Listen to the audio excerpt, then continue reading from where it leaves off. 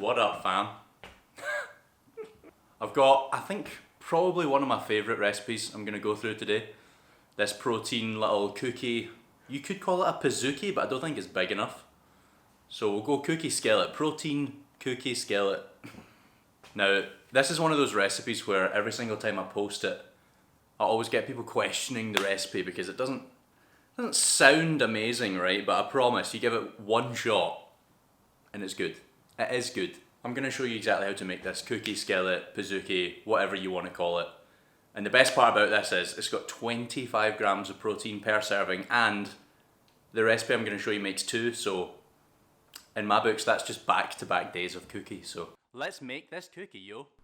Right, so slightly obnoxious introduction aside, this is what you're going to need. So 50 grams protein powder, 22 grams coconut flour. You can find this in most shops these days, I think. Applesauce, 120 grams, any will do. Pro tip, if you can find apple puree, it's better, less sugar. And also 230 grams of chickpeas, and you're going to need a food processor. On the screen right now is the full recipe, so screenshot. Now let's get into the method. Right, so next you want to get the chickpeas.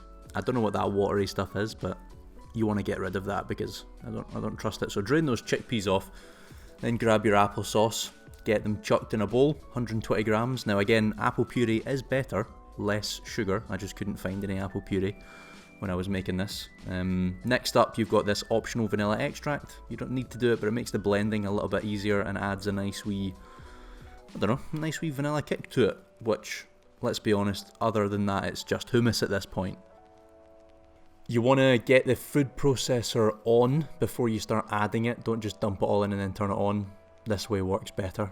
Now, I've got to say, this is the bit of this recipe that's it's a little bit annoying. I will say it is a little bit annoying because you want to be blending it up and it's going to get stuck all up the sides. You're going to have to take the lid off. You're going to have to scrape down the sides multiple times. I think I had to do it about 3 or so times here, but you can see each time the lid comes off that the consistency's getting a little bit smoother. Now, I think this is the last one, so you want to get into it. It's like this, right? It looks like, I'm just going to go ahead and say it looks like hummus at this point, but that's what you want.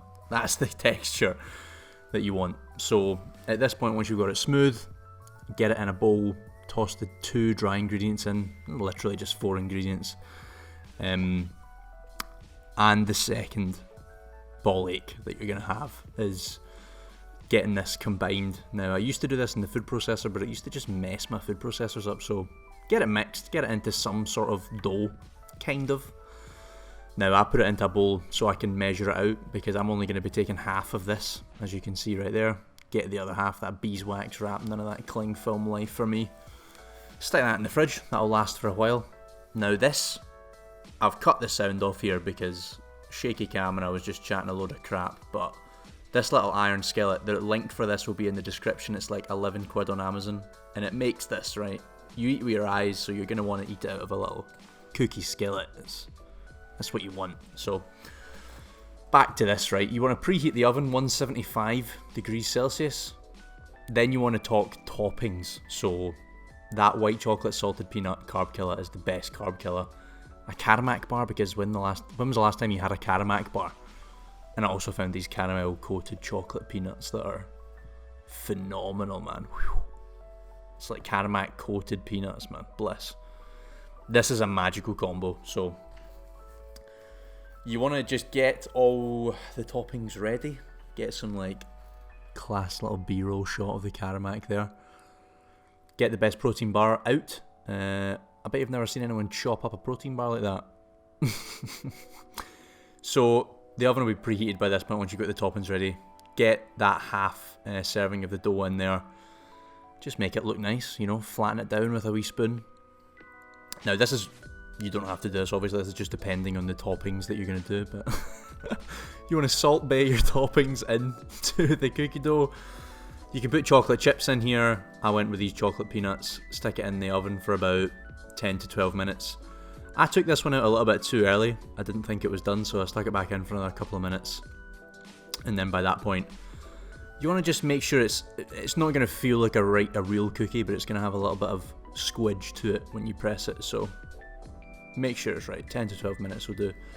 Then if you're going to be taking an Instagram picture, you've got to make it look really nice, so get that carb killer on top, get that Caramac on top, chop up some more peanuts, get them aesthetically laid out, and then it's into B-roll, man. That's what you're after.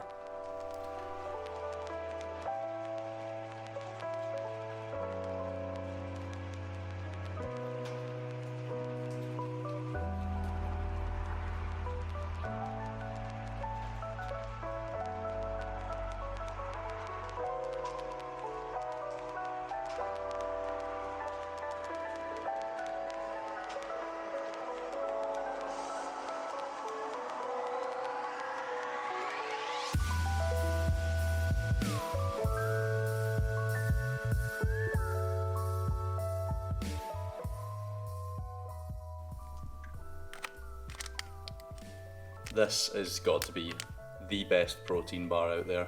I think I put this on my story the other night, but this won the vote, so technically this is the best protein bar you can buy. And also Caramacs are amazing.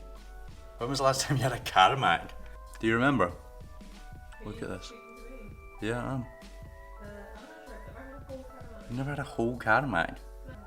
Mmm. The herbal essence is that over there? It's just so good, man. The cookie dough's class, the Caramac's class. Those little chocolate peanut things are class. That might be my favourite recipe of mine. It is a little bit of a ball ache, I'll give you that. There's a lot of blending, there's a lot of scraping down. But shit hot, you can't deny it, it's really good.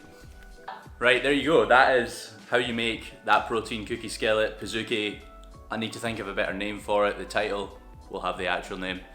If you've made it this far in the video and you're still thinking that chickpeas is not going to make a good cookie, you make this one time and you will change your mind, because this is good.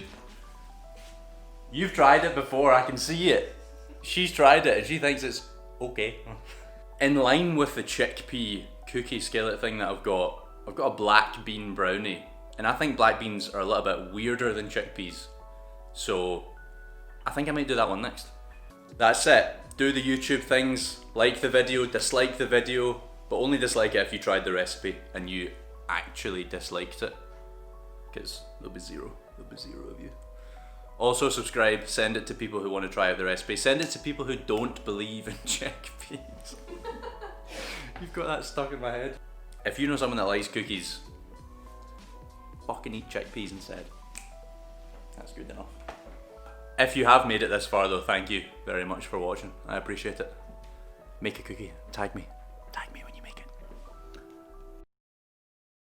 Yeah, fuck them up. Please tell me this has been focused on my face this whole time and not on the wall behind me.